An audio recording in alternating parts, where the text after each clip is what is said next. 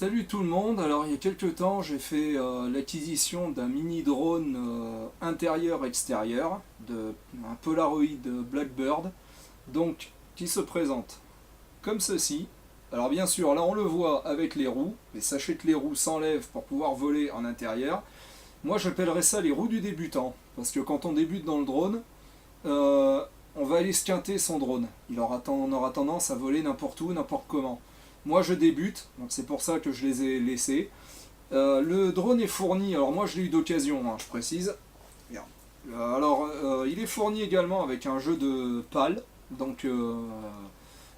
techniquement deux noires, deux blanches. Moi je l'ai eu d'occasion. Son petit chargeur USB, voilà.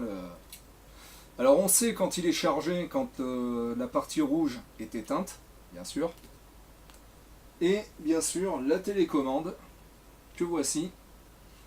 Alors les gaz, montée, descente, pour le faire pivoter à droite à gauche, avancer, reculer et l'incliner à droite ou à gauche. Donc on va dire un pilotage assez facile. Et chose que je n'ai pas mentionné aussi, c'est que ce petit drone fait de la photo et de la vidéo.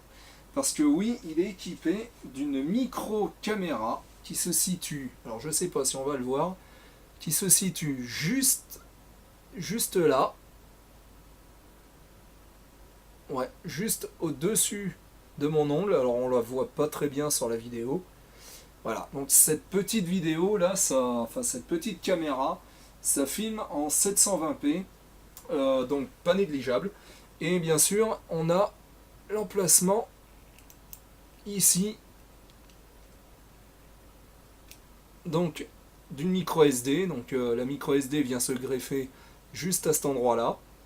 Et honnêtement, la mémoire est vraiment extensible. Là, j'ai une micro SD de 32 Go, mais si vous avez des micro SD de 64, 128 Go, franchement, c'est pas négligeable. Ça filme en MP4. Par contre, ça ventile pas mal. Franchement, pour avoir fait le test en extérieur, ça ventile. Un autre truc aussi, quand on achète un mini drone, il y a certains drones qui sont équipés de caméras au-dessus des pales. Donc, bien sûr, lors de la vidéo, on va voir les pales tourner dans l'angle de la caméra. C'est pas Jojo. Voilà, donc, que dire de plus? Ah oui, il est vendu avec aussi également ces deux grandes roues, alors qui viennent se greffer dessus, avec une barre en traverse qui lui donne un look un peu T-Fighter de Star Wars. Donc c'est comique mais pas utile parce que le drone a beaucoup trop de temps à décoller. Fréquence 2,4 GHz, donc c'est pas les Bluetooth ou les infrarouges à 2 balles comme les hélicos qu'on va trouver à 30 euros, 20 à 30 euros. Là, c'est vraiment du 2,4 GHz. Donc, même si quelqu'un fait rouler une voiture à côté de vous en 2,4 GHz, il n'y aura absolument pas de perte de fréquence. C'est vraiment indépendant. Moi, je me suis régalé. Donc, à le tester. Justement, je vous propose de tester ça en vidéo.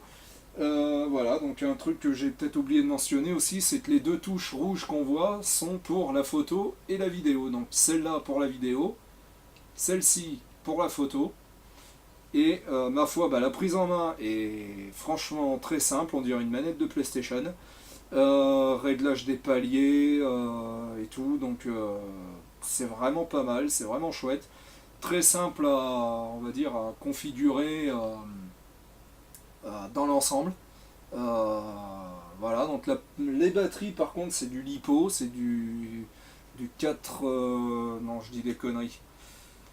C'est du 450 mAh en 3 volts 7. Donc ce qui est pas mal. Donc on peut trouver ça sur le site Polaroid, donc le site de la marque. Et moi je vous propose de voir ce que ça donne en extérieur. Euh, il est fourni aussi avec ça. Alors qu'est-ce que c'est Kezako? C'est un adaptateur pour micro SD. Donc les cartes micro SD viennent se nicher dans le cul de l'adaptateur USB. Alors il est fourni aussi avec, j'ai oublié de préciser, avec une carte de 4 Go. C'est pas énorme, franchement, c'est pas énorme. Mais par contre, ce petit truc est quand même bien pratique pour revoir ces vidéos parce qu'il n'y a pas de retour caméra. Ça fait partie de ces mini-drones qui n'ont pas de retour caméra sur la télécommande. Voilà. Voyons ce que ça donne à l'extérieur.